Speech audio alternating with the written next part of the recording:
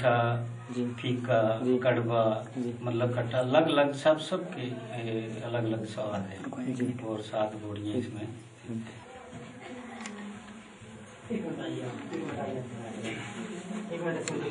ये जो बोड़ियों का जिक्र कर रहे थे, ये बोड़ियाँ हैं। हाँ, ये बोड़ियाँ हैं।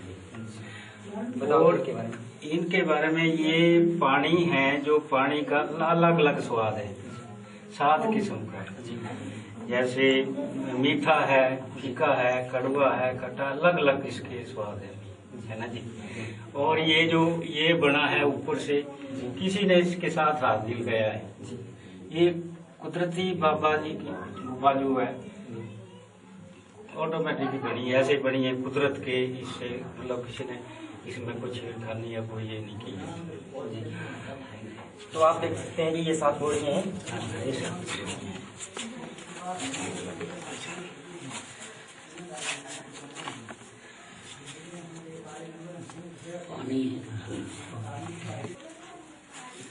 पानी है, किसी में खट्टा है, इसी में मीठा है, उसमें नमकीन है, उससे आगे कड़वा है। इसी तरह अपना अपना अलग टेस्ट इस पानी का है। ये बाबा के चरणों की बोड़ी है, जो बाबा जी को स्नान कराते हैं पिंडी के, वो पानी इसमें इकट्ठा होता है।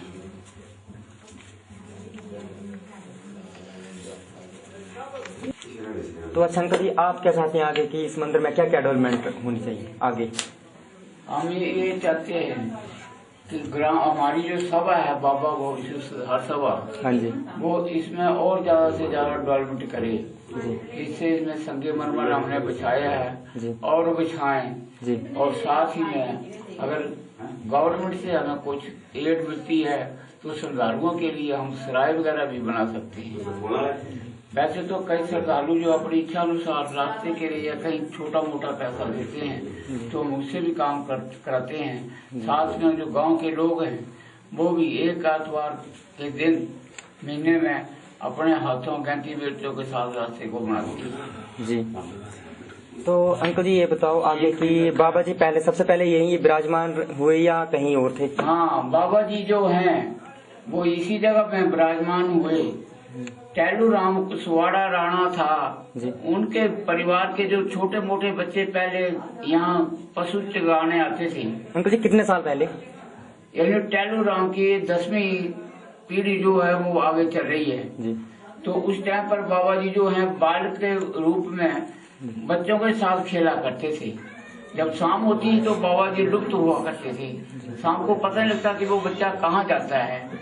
फिर एक दफा बाबा जी ने टैलू के परिवार को अपना स्वप्न में सिरंदरा दिया और बोला कि मैं उस गुफा में विराजमान हूँ और मैं 84 जो सिद्ध हैं उनमें मैं भी एक सिद्ध हूँ और मेरी पूजना करो।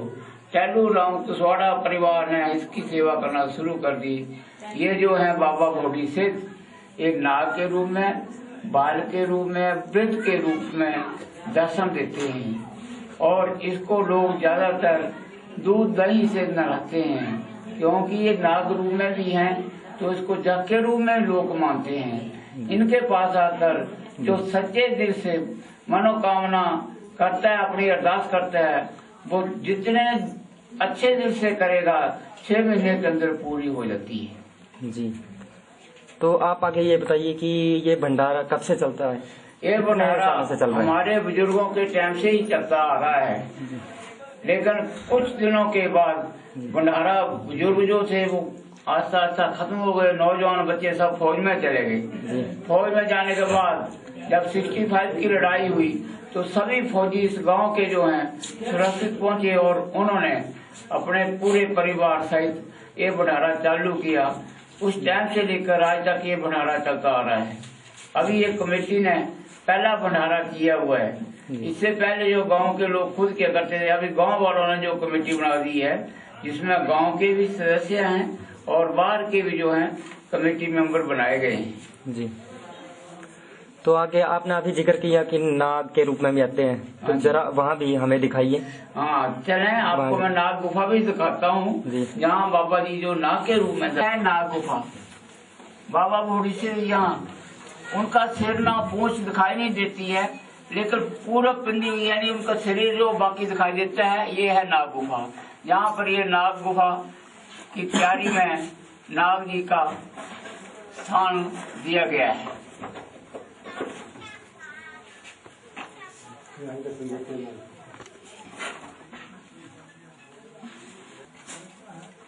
ये गुफा जो है हमारे टाइम पर तो इतनी की इतनी थी, उससे हमारे बुजुर्ग पहले बोला करते थे कि ये छोटी सी, आस्ता आस्ता रात को बाबा जी पता नहीं पत्थर उखाड़ते अपने आप गिरते हैं और सुबह सफाई कर दी जाती है।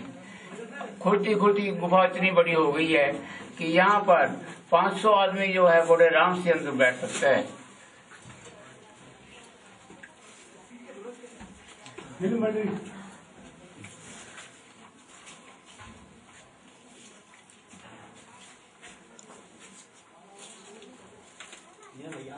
बाकी और कुछ आप मंदिर के बारे में बताना चाहते हैं? हाँ, ये जो मंदिर है ये बाबा जी का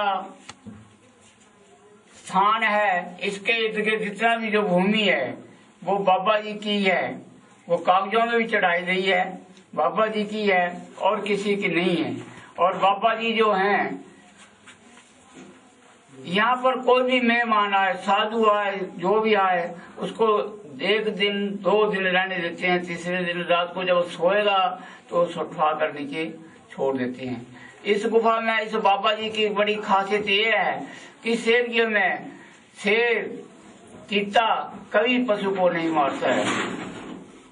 10-15 साल पहले की बात है, यहाँ ऊपर से करीबन 300 गज से एक लड़का नीचे गिर गया और वो पूरी दुनिया जो है लोग यहाँ के वो चलाने लगे कि ये लड़का मर गया है, लेकिन बाबा जी की शक्ति से वो लड़का नीचे खड़ा था।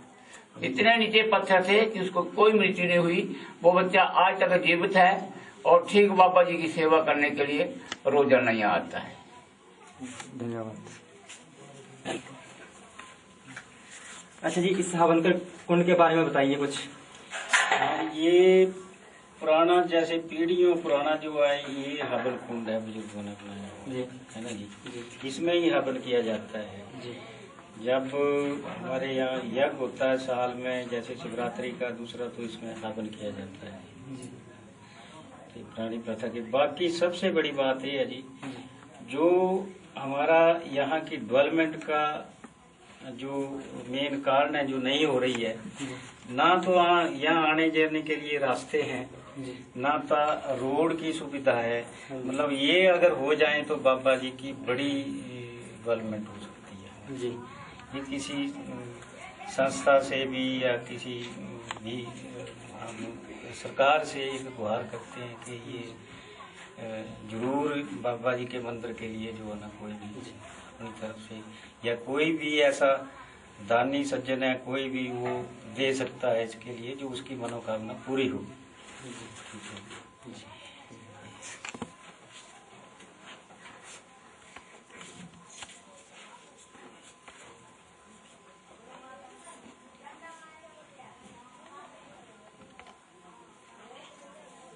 अपना विचार रखना चाहता खुशी से हैं? कोई विचार एक ये ना एक था थोड़ा देर में ये नसीब ये जगह बड़ा एक इस जगह पे मैं बोलो। हाँ जी, तो आप भी कुछ मंदिर के बारे में कुछ बताना चाहते हैं? हाँ जी, हम भी यही चाहते हैं कि इस मंदिर का जितना सुधार हो सके उतना काम है। और ये बाबा जी बहुत सच्चे हैं। जैसे कि 1970 की बात है, मेरी शादी लगी हुई थी, मैं तो मायके में थी, और ये बाबा जी हमारे घर इधर ससुराल में बालक के रूप में गए। मेरी सास सुनाते हैं ना, बोलते हैं कि गांव में किसी को पता नहीं चला। जैसे कि छोटा सा बालक आया, ऐसे लगा कि जैसे लोग देखते हैं कि साधु के रूप में आते हैं झोली डाल के, वैसे चला हुआ था। पीछे गांव में छोटे छोटे बच्चों ने, बड़ों ने, सभी ने देखा और बोला कि ये साधु आया, किसी के घर में बैठ क्यों नहीं रहा, अलख नहीं जगा रहा, कहीं जा नहीं रहा, सीधा इनके घर गया। हमारे आंगन में खड़ा हो गया जाकर के, और अंदर जाके किसी ने बोला, हमारी सास को बोला कि माता जी आपके बाहर कोई बालक आया है, देखो। वो बाहर निकले, उन्होंने देखा। फिर मेरे हस्बैंड को भी बुलाया बाहर, बोला कि शायद भगवान आए हो हमारे घर में। उन्होंने वो 11-11 रुपए की जो भी अश्रद्धा थी वो डाला और बोले बाबा जी खाना खा के जाना। बोला आपने खाने के लिए मुझे दे दिया। और वहीं से फिर थोड़ा 2 कदम चले और बाप सबको बोला कि देख लो, दर्शन कर लो, हमारे आंगन में बाबा जी आए हैं। और बाहर बाकी सभी लोग देखने के लिए बोले कहाँ कहाँ कहाँ, और उनका कुछ भी पता नहीं चला कहाँ गए। सभी ने बोला कि हमने आते तो देखे लेकिन किसी के घर में नहीं गए, कहाँ गए। जाते नहीं फिर वो सभी मतलब इधर उधर भाग दौड़ लगाई, कहीं मिले नहीं। फिर हमें ऐसा चमत्कार हुआ कि हमें यही लगा कि हमारे बाबा जी हमें घर पे दर्शन दे करके गए और आशीर्वाद देके। तब से आपकी श्रद्धा है इनके? हाँ जी, मैं मतलब सच्चे दिल से तब से मानती हूँ। मैं यहाँ से मतलब घर भी दूर बना ली है उधर पालमपुर साइड, लेकिन वहां से चल करके मैं इधर आती हूँ। उधर भी मैं इनका बड़ा प्रचार करती हूँ कि हमारे बाबा जी बहुत सच्चे हैं। सभी लोग आते हैं श्रद्धा के अनुसार, जैसे भी हम कुछ बोले तो दान के लिए वो 21-11 रुपए जिसकी श्रद्धा होती है वो देते हैं। जिनकी मनोकामना पूर्ण होती है वो इधर आकर के भंडारा भी करते हैं। जी, तो आप भी यही चाहते हैं कि मंदिर के डेवलपमेंट हो, रोड का साधन हो? हाँ जी, रोड का साधन जो है बड़ा जरूरी है। रोड निकल जाए उसके बाद ये है कि सुधार हो सकता है। रोड के बिना तो कुछ भी नहीं है। अगर इतना हो सके गवर्नमेंट हमारा साथ दे तो बड़ा बड़ा धन्यवाद।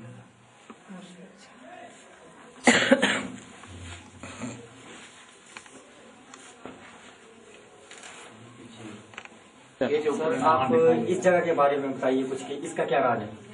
इसमें जी ऐसा है कि ये इसमें बड़ा पत्थर था, चट्टान थी बड़ी, इतनी बड़ी।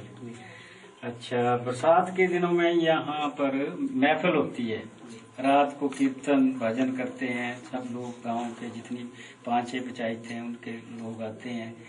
तो बड़ी भीड़ थी यहाँ पर। एक छोटा बच्चा सोया हुआ था, ऐसे ही लेटा था। ये पत्थर उस बच्चे के आकार से बड़ा था। तो जब ये बच्चे के ऊपर गिरा, इतना बड़ी चट्टान है, लेकिन बच्चे को कुछ नहीं हुआ, बच्चा बिल्कुल ठीक। बाबा जी का ऐसा चमत्कार कई बार ऐसे